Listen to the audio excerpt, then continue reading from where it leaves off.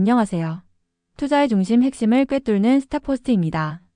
2025년 9월 5일, 오늘은 글로벌 정책에 대한 기대감과 국내 시장의 선별적 강세가 돋보인 하루였습니다. 지금부터 오늘 시장의 흐름을 알기 쉽게 그리고 깊이 있게 분석해드리겠습니다. 먼저 글로벌 시장의 바로미터, 미국 증시부터 살펴보겠습니다. 간밤 미국 증시는 S&P 500 지수가 0.83%, 나스닥 지수가 0.98% 상승하며 또다시 사상 최고치를 경신했습니다. 이러한 강세의 배경에는 바로 고용지표의 둔화가 있었습니다.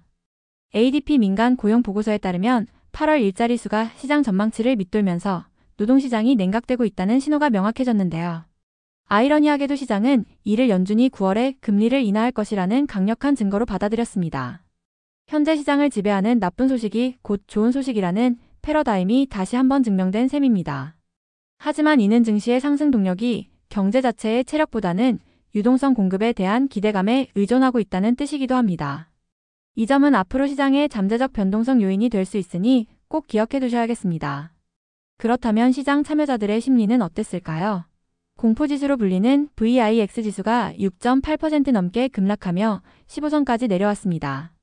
불과 며칠 전만 해도 한 달 만에 최고 수준까지 치솟았던 변동성이 고용지표 하나에 빠르게 안정된 것인데요.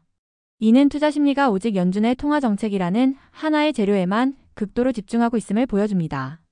한편 주요국 국채금리는 각기 다른 방향을 가리켰습니다. 미국의 10년물 금리는 금리 인하 기대감에 단기적으로 하락했지만 장기적으로는 인플레이션과 각국의 재정 건전성에 대한 우려로 상승 압력을 받고 있습니다. 단기 유동성에 환호하는 증시와 장기 리스크를 경고하는 채권시장.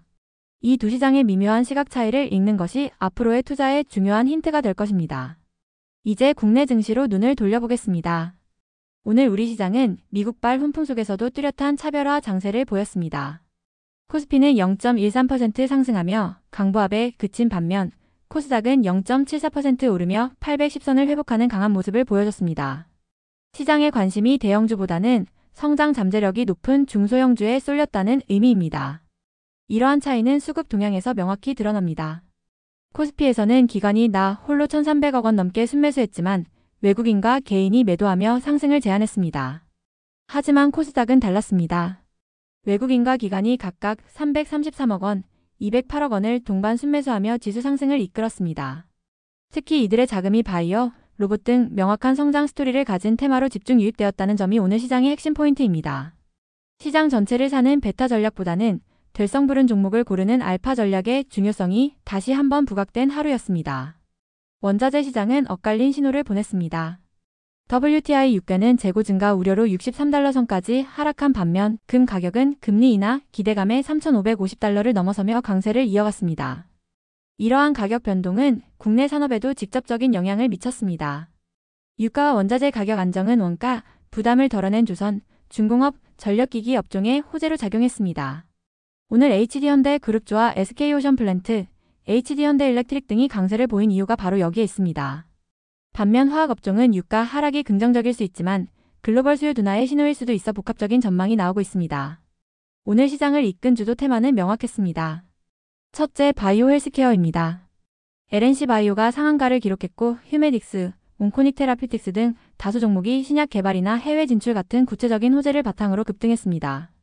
둘째, 로봇 자동화 테마입니다. TX 알로보틱스와 코닉 오토메이션 등이 AI와 스마트 팩토리 기대감을 얻고 큰 폭으로 상승했습니다. 셋째, 조선방산 테마 역시 우호적인 환경 속에서 HJ중공업을 필두로 강세를 보였고 마지막으로 반도체 CXL 테마가 4% 넘게 오르며 차세대 기술에 대한 뜨거운 관심을 다시 한번 입증했습니다. 그럼 오늘 시장에서 가장 뜨거웠던 종목들을 자세히 살펴보겠습니다. 먼저 탑무버스입니다. 스킨부스터 품절 대란과 아세안 시장 진출 기대감에 LNC바이오가 상한가를 기록했습니다. 로봇 AI 연구소 설립 소식에 TX 알로보틱스가 26% 넘게 급등했고 JP모건의 지분 매입 공시가 나온 프로티나 역시 24%대 급등세를 보였습니다. 이 외에도 스마트 팩토리 관련주인 코닉 오토메이션과 ESL 사업 성장성이 부각된 솔로엠이 각각 19%, 16%대 상승을 기록하며 시장의 주목을 받았습니다. 다음은 각 섹터의 대표주자 섹터 리더즈입니다. 에스테틱 제품의 해외 수출 기대감에 휴메딕스가 14%대 강세를 보였고 해상풍력 시장 성장의 수혜주 SK오션플랜트는 11% 넘게 급등했습니다. 신약 자큐브의 성공으로 흑자 전환에 성공한 온코닉 테라퓨틱스도 10%대 상승을 기록했고 선박 AEM 시장의 강자 HD현대 마린솔루션과 조선업 호황의 중심 HD현대 역시 견조한 상승 흐름을 이어갔습니다. 그렇다면 앞으로 시장은 어떻게 될까요? 단기적으로는 조건부 낙관론이 우세할 전망입니다.